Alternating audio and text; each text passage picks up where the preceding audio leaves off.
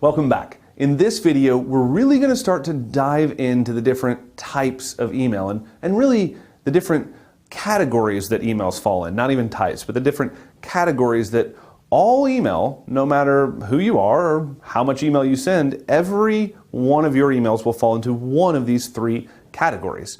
And we'll walk through the differences of each one, and I'll explain why it's so important that you use each one, and probably talk a little bit about why the most important one is the one that you're paying the least attention to. So hopefully by the end of this video, we won't be able to say that anymore. So let's dive in. The three types or different categories of email are: one, transactional; two, relational, which is going to be a lot of your content emails, which is very important. I see a lot of people skipping this step and not providing any content to their subscriber base, and I'll tell you that is not going to work moving forward. And the third and final is promotional. And this is the one that people focus the most of their efforts on, and I'm not even saying that's wrong, but you can focus the most of your efforts on the promotional while still paying attention to the transactional and the gigantic revenue boost you're leaving on the table there, and pay very close attention to the relational if you want to have a true, well-rounded email marketing plan in your business. So let's dive into each of these different categories of email. But first, let's take a look at a email stat.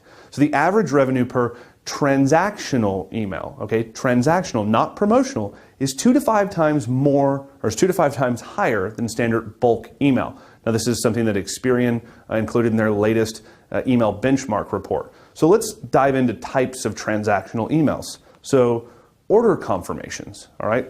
If you're currently selling things online, whether it's access to digital information or physical products, or you're setting appointments for people to come into your brick and mortar store, or you're sending out coupons or email reminders of purchases that happen live and in person, you're sending out order confirmations. Now, more than likely, you've always just considered that something that your CRM or your shopping cart does, and you've never looked at ways to optimize that.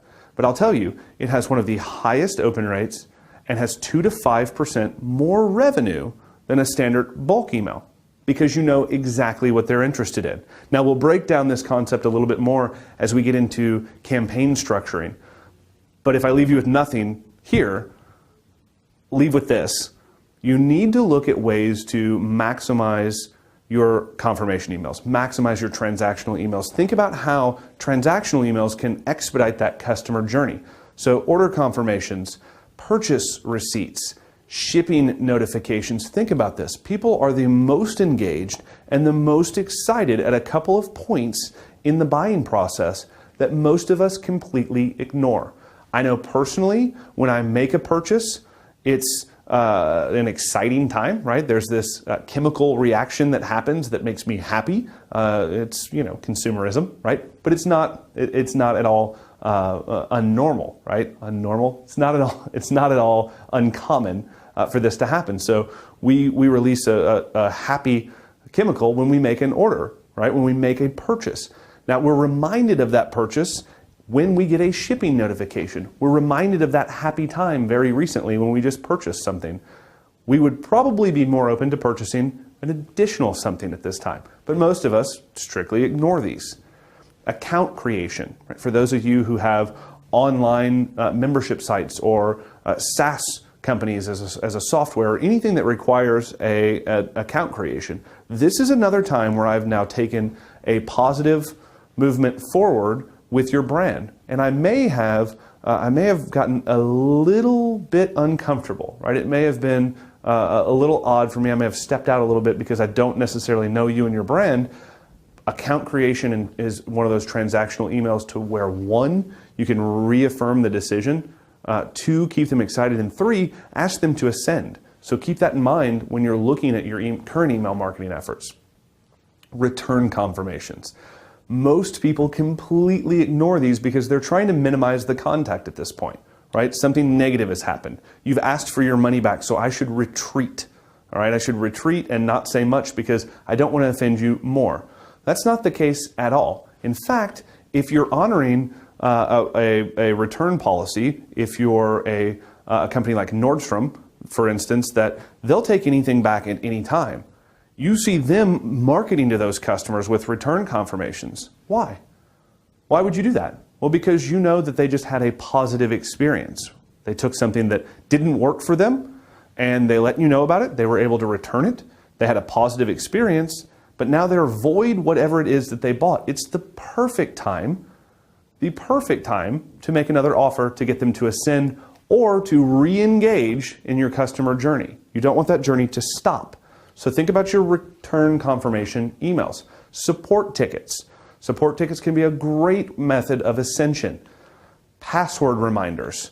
Unsubscribe confirmations. And we'll talk about optimizing that a little later, but unsubscribe confirmations are a great way to, now in compliance with CAN-SPAM Act, but to confirm that someone's been unsubscribed and give them additional ways to communicate with you and your brand. Maybe it's on social media, right? You could say, not an email person, connect with us on Facebook, Instagram, Snapchat, whatever it is, wherever your brand is, wherever your consumers spend the most time, at the point at which they're choosing to disengage with your email marketing efforts, now's the time to try to get them to re-engage with you on another property so that you can bring them back at some point in time, hopefully welcome them back into your email database. All right, so those are the different types of transactional emails. Now, companies using email to nurture leads generate 50% more sales-ready leads at 33% lower cost. Now, this is from HubSpot. So what does that mean?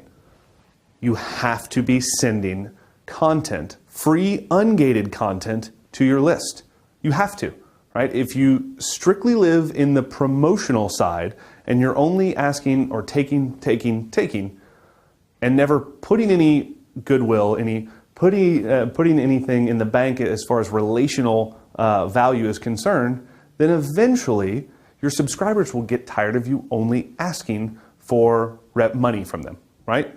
So it's so important that not only do you have a content plan, but that you're thinking about it as it pertains to your promotional plan. And we'll get to that in the promotional calendar planning section. But if you haven't gone through our content marketing mastery course, once you're done with this one, I highly suggest that you go back and go through the content marketing mastery course and let Russ tell you how we at Digital Marketer integrate email, content, and social. So let's take a deep dive and look at some examples of relational emails, because it's not just content, all right? It's not just, hey, I created a new blog post. Hey, I did this new piece of free content. Let's go ahead and define relational emails as anything that follows through on the promise that you've made to your subscriber. So if a subscriber is new to your brand, that very first welcome email that you send out is a relational email. In fact, it's probably the most important relational email. And we're going to break that down in line item by line item detail later in the training. Next, a lead magnet delivery, or just a delivery of whatever it is that the customer requested. If they requested a coupon code, if they requested a lead magnet or a report or access to anything free, that initial email delivery and confirmation of the receipt of that is relational. It's following through on a commitment that you made to your subscriber. Now, your newsletters and blog articles are a great example of relational emails. That's more value in advance. It's giving them a reason to trust you. It's giving them free content. It's also getting them excited about something that you may talk about later and allow them to ascend from just ungated free content to premium paid content. You may be creating awareness of a problem that you have the solution to. So make sure to keep that in mind. A webinar confirmation email, if you deploy webinars or meetings in your business, once someone commits to that time, just simply following up and confirming with that is a relational email. And it's one that's typically thought of almost like the order confirmations. It's something that my system sends out. I shouldn't have to think about it at all, and it just happens. Well, one, if it doesn't happen, that's a problem. And two, if you're not thinking very closely about what these emails are saying, then you're potentially stopping the customer's journey instead of keeping them go on their merry way from stranger to promoter. Surveys and review requests are great relational emails. Social updates, think about this for a second, all right? Think about this. When Facebook or Twitter wants you to know something about their platform, what do? Do they tweet you? Or do they post a Facebook update on your wall or timeline? No, of course not. They send you an email, right? Email is not going anywhere, and it's very important. So if you have an important social update, email your list, email your subscribers, email your database, and let them know about it. If you're excited about it, they should be excited about it. That's something that you need to start, you need to actually start thinking about now, right? And a lot of the times, just understanding that you are an expert, you are an authority, and if your subscriber base needs to be excited about it, it's your job to tell them to be excited about it, all right? Now, contests and announcements, another big relational email, keeping people engaged, referral requests, all examples of relational emails. One of the things that I want you to do when we get to the end of this section is I'd like you to stop and write out all the different types of relational emails and transactional emails that you send. We're going to dive a lot into the promotional aspect and promotional emails, but I don't want to forget about these two very important categories of email. So we're going to go through one more section. We'll be done with this video, and at that time I'd like you to pause and get out a sheet of paper and write out all the promotional emails that you currently send out, all the transactional emails you currently send out. All right, and we'll come back to that a little later. So, another fact about email marketing, 66% of consumers have made a purchase online as a direct result of an email marketing message. This is another one from the Direct Marketing Association. So what types of promotional emails are you using or should you be using in your business? So promotional content, all right? Promotional content. Content with the purpose of not only providing value first, but also teeing up a sale, right? Teeing up potentially a campaign that's going to trigger off that's relevant to the content that you sent out.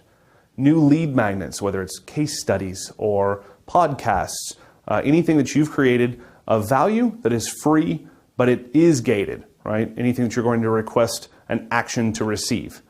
Sale announcements, right? This is where most people live, and honestly, it's not that bad of a place. Think mattress store. We're going to talk a lot about that later. A new product release. Again, if you're excited about something, your subscribers should be excited about something. And if you're expanding a product line or launching a new one, that's something that both you and presumably your subscriber base should be excited about, and you need to leverage in your promotional emails. Webinar announcements or live meeting announcements, event announcements if you use events in your business, trial offers, upgrade offers. These promotional emails, or these are all types of promotional emails that you could and arguably probably should be using in your business. But again, we're going to break down each and every one of these when we talk about campaign creation later on. Well, you may be asking, won't some of these emails that are promotional be relational in nature? And the answer is absolutely. In fact, some of the transactional will be relational. Some of the promotional will be transactional. And in the next video, we're going to talk about the primary goal of each email and how we gauge success. So I'll see you in just a minute.